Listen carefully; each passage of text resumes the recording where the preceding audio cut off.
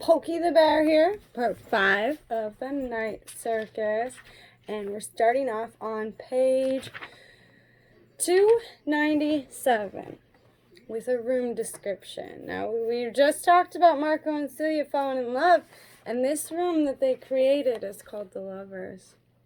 Standing on the platform in the midst of the crowd, high enough that they can be viewed clearly from all angles, are two figures, still as statues.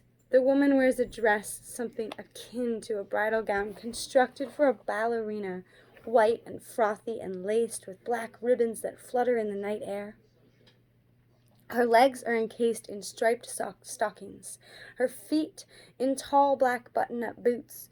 Her dark hair is piled in waves upon her head, adorned with sprays of white feathers. Her companion is a handsome man, somewhat taller than she, in an impeccably tailored black pinstriped suit. His shirt is a crisp white, his tie black and pristinely knotted. A black bowler cap sits upon his head. They stand intertwined but not touching, their heads tilted towards each other, lips frozen in the moment before or after the kiss. Though you watch them for some time, they do not move. No stirring of fingertips or eyelashes, no indication that they are even breathing. They cannot be real, someone nearby remarks. Many patrons only glance at them before moving on, but the longer you watch, the more you can detect the subtlest of motions.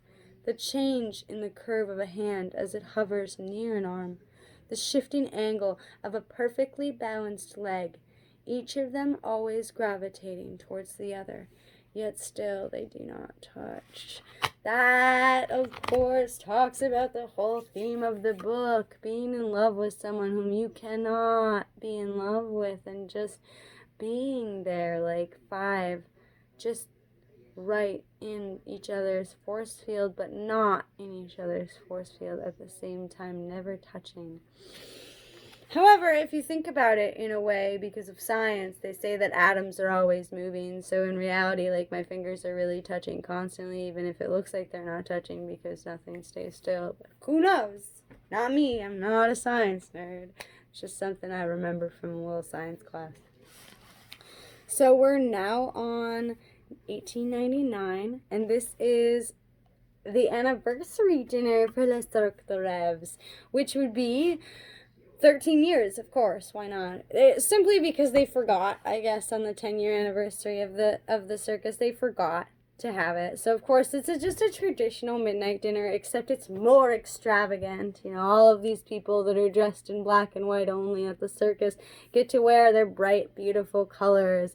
And Celia's dress, like, changes colors as whomever she's around. Her dress kind of changes colors to match their outfit. And it's kind of cool in a way. Like, if you read the actual book, you'll understand what I mean. I'm not going to read that part for you.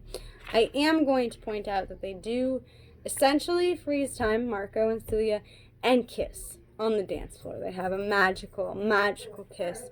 And unfortunately, Isabella overheard the conversation that led to the kiss. But, Marco's also, like, wearing his regular face. He hasn't, like, changed his face for what people prefer to see. He's wearing his regular face, which they never really describe. So it gives you kind of the opportunity to think about their facial features however you want them to. You know, if you're a guy and you want to think about Celia or Isabella, you can think about them however you want, because they never really describe their faces, in a way. Chewy. Chewy is? He's not technically on your head, though?